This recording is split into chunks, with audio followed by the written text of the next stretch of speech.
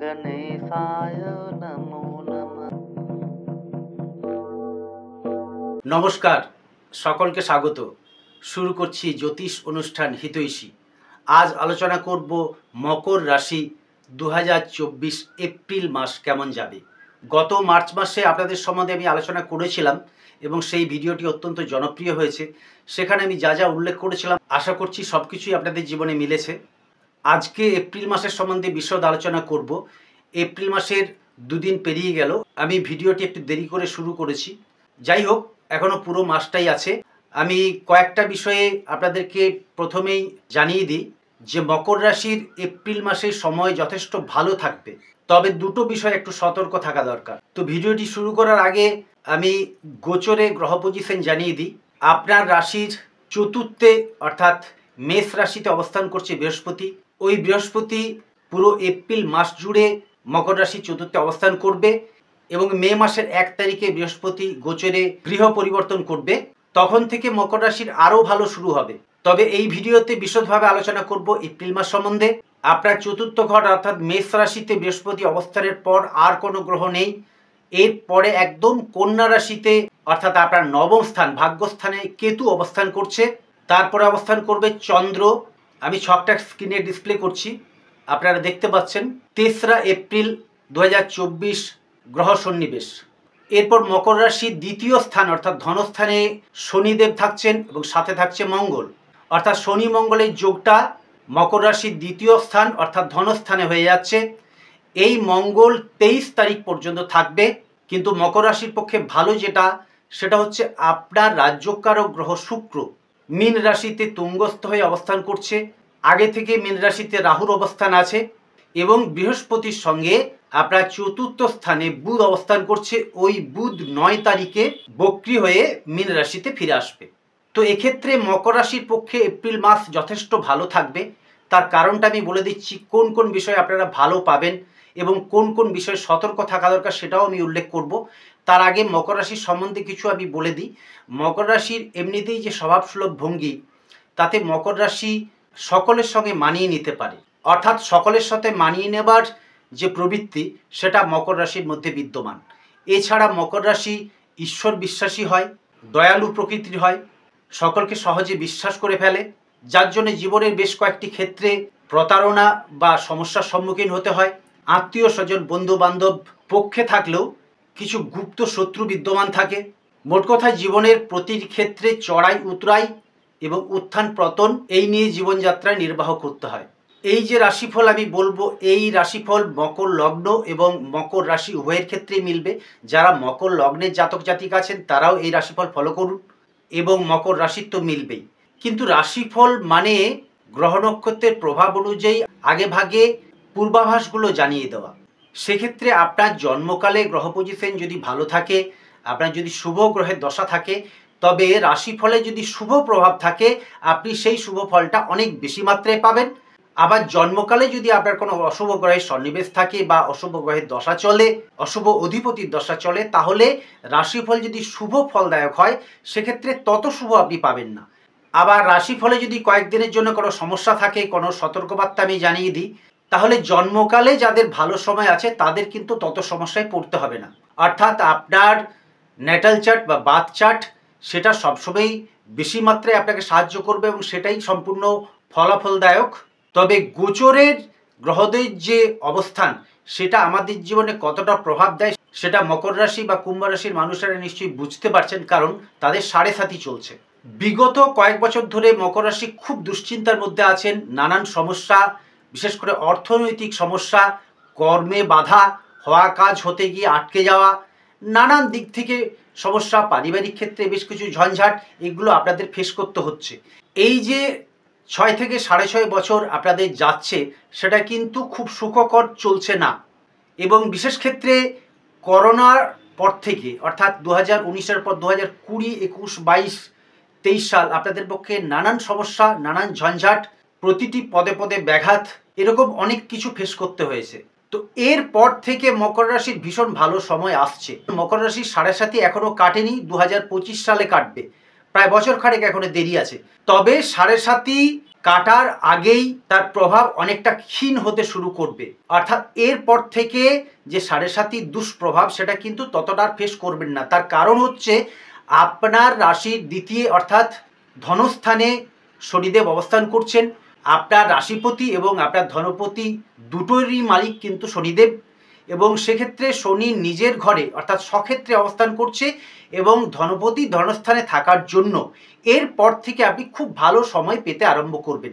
সেটা শনি যখন একা অবস্থান করবে, অর্থাৎ বর্তমানে যে শনি মঙ্গলের যোগটা আছে সেই শনি মঙ্গলের যোগটা বিনষ্ট হওয়ার পর যখন আপনার প্রতিটি গ্রহ আস্তে আস্তে ভালো হতে শুরু করবে, তখন থেকে আপনার জীবনে ভীষণ ভালো একটা সময় আসছে। সুতরাং তার জন্য আপনারা অপেক্ষা করুন, আর কিন্তু বেশি দিন নেই। এরপর থেকে মকর রাশির সুবর্ণ সুযোগ অর্থাৎ অভাবনীয় একটা সাফল্যের সুযোগ আপনারা সামনেই পেতে আরম্ভ করবেন। অর্থনৈতিক দিক থেকে বেশ কিছু প্রাপ্তির সম্ভাবনা, যারা গৃহ বাহন বন্ধু বান্ধব বা পারিবারিক সমস্যা আছেন তাদের ক্ষেত্রেও ভীষণ ভালো সময় আসবে। এবং বিশেষ করে বৃহস্পতি যখন বৃষ রাশিতে গমন করবে সেটা আপনার রাশির থেকে পঞ্চম স্থান, সেইখানে বৃহস্পতির অবস্থান আপনার পক্ষে যথেষ্ট শুভ ফলদায়ক। মকর রাশির পক্ষে বৃহস্পতি শুভ অধিপতি না হলেও বৃহস্পতি নৈসর্গিক শুভ গ্রহ এবং বৃহস্পতি যে কোনো রাশি লগ্নের পক্ষে শুভ ফলদায়ক। যাই হোক, আমি আলোচনায় চলে আসি। এপ্রিল মাসে কোন সময় আপনারা কি ফল পাবেন এবং কোন কোন বিষয়ে ভালো, কোন কোন বিষয়ে সতর্ক থাকা উচিত তার ডিটেলস পুঙ্খানুপুঙ্খ আলোচনা করব। কিন্তু তার আগে দর্শক বন্ধুদের বলি, যারা চ্যানেলে নতুন আছেন তারা যদি জ্যোতিষ সম্বন্ধে আরও ভিডিও পেতে চান এবং আপনার জীবনে কখন কি ঘটবে তার আগে থেকে যদি পূর্বাভাস জানতে চান, তাহলে এই চ্যানেলটিকে সাবস্ক্রাইব করে বেল আইকনটা অন করে রাখবেন, যাতে সবার আগে আপনার কাছে নোটিফিকেশন চলে আসে। যাই হোক, আলোচনা শুরু করি। মকর রাশির ক্ষেত্রে সুবর্ণ সুযোগ আসছে এবং এই সময়েও ভালো আসছে। তার কারণ হচ্ছে মকর রাশির ধনস্থানে ধনপতি স্বক্ষেত্রে আছে। শনি মঙ্গলের যোগটা অন্য রাশির ক্ষেত্রে কিছু সমস্যা প্রদান করলেও মকর রাশির ক্ষেত্রে তত অশুভ ফল দেবে না। শারীরিক দিক থেকে বেশ কিছু সমস্যা আসতে পারে। শারীরিক দিক থেকে বিশেষ করে উদর পীড়া অর্থাৎ পেট সংক্রান্ত কিছু কিছু সমস্যা আসতে পারে। শনি গ্যাস্ট্রিক বা কুক্ষি রোগ এইগুলো ইন্ডিকেট করে এবং পায়ের নিম্নাঙ্গের দিকে কিছু ব্যথা এগুলো ইন্ডিকেট করে। ছোটোখাটো কিছু চোট আঘাত রক্তপাত আসতে পারে শনি মঙ্গলের যোগে। তবে সব মকর রাশির পক্ষে এটা আসবে না। যাদের জন্মকালে শনি মঙ্গলের অশুভ প্রভাব ছিল, অর্থাৎ শনি মঙ্গল একত্রে ছিল বা শনির দ্বারা মঙ্গল দৃষ্ট হয়েছিল বা দৃষ্টি বিনিময় ছিল, তারাই সমস্যায় পড়তে পারেন। অন্য প্রত্যেকটি মকর রাশির ক্ষেত্রে দুশ্চিন্তাগ্রস্ত হওয়ার কোনো কারণ নেই। এক্ষেত্রে শনি মঙ্গলের যোগ আপনাকে কিছু ভালো ফল দেবে। তার কারণ হচ্ছে শনি আপনার ধনপতি এবং মঙ্গল আপনার চতুর্থপতি এবং একাদশপতি, অর্থাৎ মঙ্গল আপনার গৃহ বাহন বন্ধু বান্ধব মাতৃস্থানের কারক এবং আপনার আয় স্থানের কারক। তো যখনই ধনস্থানে আয়পতি একত্র হবে তখন আপনি কিন্তু কিছু ফাটকা আয়ের মুখ দেখবেন। হঠাৎ কিছু প্রাপ্তিযোগ বা আপনার যে প্রাপ্য বা পাওনা টাকা আপনার পেতে অনেক সমস্যা হচ্ছিল, দীর্ঘদিন ধরে আটকে ছিল, সেটার দিক থেকে কিন্তু একটা পজিটিভ সাইন পাবেন। যারা মামলা মকদ্দমা বা কোনো সমস্যায় জড়িয়েছিলেন তাদের পক্ষেও একটা ভালো সাইন আমি দেখতে পাচ্ছি। ডিটেলস আলোচনায় চলে আসি। প্রথমে আলোচনা করব শিক্ষার্থী বা বিদ্যার্থীদের সম্পর্কে। বিদ্যার্থী বা শিক্ষার্থীরা এই সময় একটু অলস প্রকৃতির হয়ে যাবেন। কিছু কিছু ক্ষেত্রে কিছু হঠকারিতা বা উদ্ধত স্বভাব আসতে পারে, সেই দিকটা থেকে একটু সতর্ক থাকবেন। কারণ শনি মঙ্গল যোগ আমাদের প্রত্যেককে হঠকারী, বদমেজাজি, জেদি স্বভাব করে তোলে। সেক্ষেত্রে বিতর্ক বিবাদ বা বচসা এড়িয়ে যাওয়া উচিত। উচ্চতর শিক্ষা লাভের জন্য বা কম্পিটিটিভ এক্সাম যারা দেবেন তাদের পক্ষে তুলনামূলক ভালোই চলবে। তবে কয়েকটা দিন আমি জানিয়ে দিচ্ছি, সেই তারিখগুলো আপনার পক্ষে ততটা শুভ হবে না। আমি তারিখগুলো জানাবো, তার আগে কর্মস্থান সম্বন্ধে জানিয়ে দিই। মকর রাশির কর্মপথী যথেষ্ট ভালো জায়গায় থাকবে, তুঙ্গস্থ হয়ে অবস্থান করবে। সেক্ষেত্রে শুক্রর সঙ্গে যে রাহুর যোগ, এই যোগটা কোনো সমস্যায় আপনাদেরকে ফেলবে না। কারণ শুক্র যদি রাহুর সঙ্গে যুক্ত হয়, রাহু শুক্রের শুভ ফলগুলো দিতে আরম্ভ করে। আর এই যে শুক্র রাহুর যোগ, এটা কিন্তু মহা শুভ যোগ। তার কারণ হচ্ছে শুক্রের সঙ্গে রাহুর যোগ প্রতি বছরই হয়, কিন্তু মীন রাশিতে শুক্র যখন থাকে তার সঙ্গে রাহুর যোগ বহুদিন পর আমরা পেলাম। এক্ষেত্রে শুক্র তুঙ্গস্থ থাকায় আপনার কর্মে শুভ যোগই আপনি পাবেন। যাদের কর্মে বাধা হচ্ছিল, কর্ম বিচ্যুত হয়ে গেছিল, তারা নতুন করে কর্মের যোগাযোগ পাবেন। কর্মে কোনো স্থানান্তর যদি হয় সেটা আপনার পক্ষে ইতিবাচক অর্থাৎ পজিটিভ হবে, এবং নতুন কর্মপ্রার্থী যারা তারা নতুন কর্মের যোগাযোগ পাবেন এবং সেটা আপনার পক্ষে ম্যাচিওর হয়ে যাবে। যত উত্তরোত্তর দিন এগোতে থাকবে তত মকর রাশির পক্ষে ভালো সময় হবে। কিন্তু মকর রাশির মানুষেরা অত্যন্ত বিভ্রান্ত হয়ে গেছেন এবং হতাশ হয়ে গেছেন। তারা ভাবছেন আর আমাদের বোধহয় ভালো হবে না, কিছুতেই আর ভালো হবে না, এই খারাপ যে পাচ্ছি এটা যে কবে কাটবে, এই ধরনের একটা অনুভূতি আপনাদের মধ্যে হচ্ছে। দেখুন, আমাদের প্রত্যেকের জীবনে ভালো সময় খারাপ সময় আসে, সেটা ঠিক রাত দিনের মতো, অর্থাৎ রাত পেরিয়ে গেলে আবার দিন আসবে, দিন পেরিয়ে গেলে আবার রাত আসবে। তো যারা ভীষণ অন্ধকারের মধ্যে আছেন, রাতের মধ্যে আছেন, তারা ভাবছেন আর বোধহয় কোনোদিনই সূর্য উঠবে না। একদমই ভুল কথা, কারণ রাত পেরিয়ে গেলে দিন আসবে, এটা অবশ্যম্ভাবী, আসতেই হবে। তো মকর রাশির এই যে সাড়ে সাতির প্রভাবটা আপনারা 6 বছর 6.5 বছর ধরে পাচ্ছেন, সেটার থেকে ভালো সময় আপনাদের জীবনে আসছে, এবং এক এক করে যত গ্রহ পজিশন আপনার পক্ষে ফেভারে আসছে তত আপনার ভালো হতে শুরু করবে। সুতরাং আপনারা দুশ্চিন্তা মুক্ত হয়ে কর্মে মনোনিবেশ করুন, একাগ্র চিত্রে কর্মের প্রসার ঘটানোর চেষ্টা করুন, কারণ কর্মপতির সঙ্গে যে ভাগ্যপতির একটা যোগ, এই যোগ অত্যন্ত বিরল যোগ। সেক্ষেত্রে মকর রাশির শুক্রের সঙ্গে যে বুধের এই সংযোগ, এটা আবার 9 তারিখ থেকে আপনারা পাবেন।